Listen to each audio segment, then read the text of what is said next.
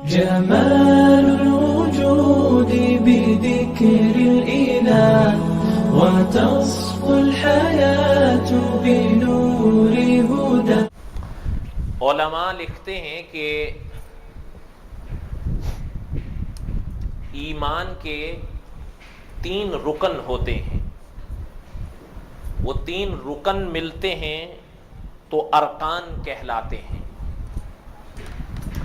ارکان یہ جمع ہوتی ہے رکن کی. ایمان کے 3 رکن ہیں. سب سے پہلا توحید ہے. کیا ہے؟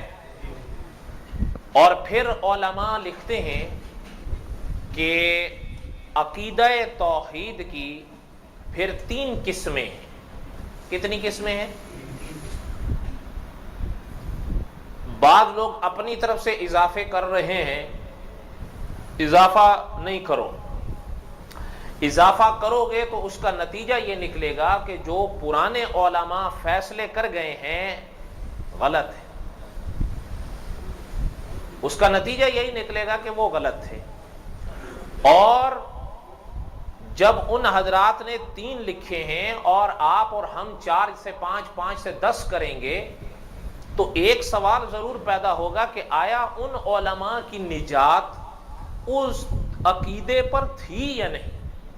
اگر ان کا وہ عقیدہ نجات کے لیے کافی تھا تو ہمارا یہ تتمہ پوچھل چیمانا. جس طرح پرانے علماء لکھ گئے کہ کلمہ طیبہ کے 4 فرض ہیں. کتنے؟ 4. ابھی میں نہیں تھا جب حرم گیا ہوا تھا تو میں واپس آیا تو کسی نے اپنی طرف سے تتمہ بڑھا کر 5 لکھے ہوئے ہوں. پتہ نہیں کون تھا واللہ عالم. سائیڈ میں کتنے؟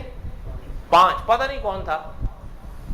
اچھا بھائی اگر یہ تو 5 کرے گا تو اب پہلی بات تو یہ آئے گی کہ جن فقہا نے 4 لکھے ہیں کم از کم ان کو غلط ماننا تو ضروری ہوگا. کیوں؟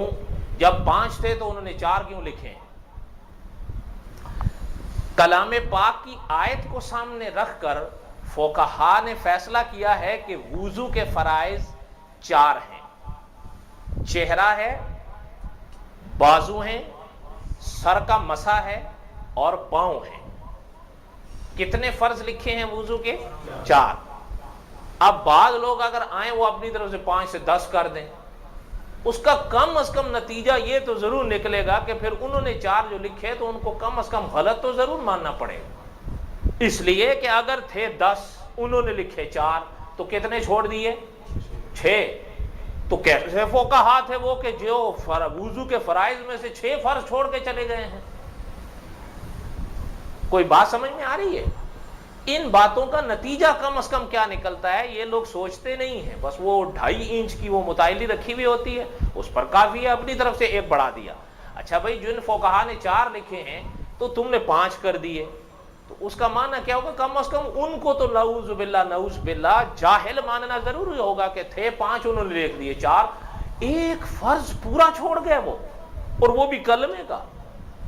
تو پھر کیا ہمیں حق ہے کہ ہم تم سے پوچھیں کہ آیا جنہوں نے وہ لکھے تو وہ صحیح تھے یا غلط تھا؟ اگر کافی تھے تو تم نے 5 کیوں کیے، اور اگر کافی نہیں تھے تو پھر وہ صحیح کیسے ہو گئے؟ اس لیے جن چیزوں کو فقہا نے جس طرح لکھا ہے، علماء مظاہر العلوم اور علماء دیوبند یہ چیز سکھاتے ہیں کہ دین اسلام کو اس طرح سمجھو جس طرح ہمارے بڑوں نے اپنے بڑوں سے سمجھا ہے. یہ نہیں کہ اپنی طرف سے جو چیز آئے لگا دو. جنہوں نے وضو کے فرائض 4 لکھے ہیں ان کے پاس بھی دلائل ہیں، اور جنہوں نے کلمے کے فرائض 4 لکھے ہیں ان کے پاس بھی دلائل ہیں کہ 4 ہیں.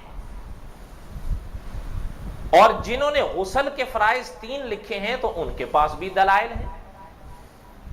اور جنہوں نے میت کے غسل کا 1 ہی فرض لکھا ہے تو ان کے پاس بھی دلائل ہیں. آپ اور ہم کوئی مجتہد تو نہیں کہ ہر دلیل سے ہی آگاہ ہوں گے.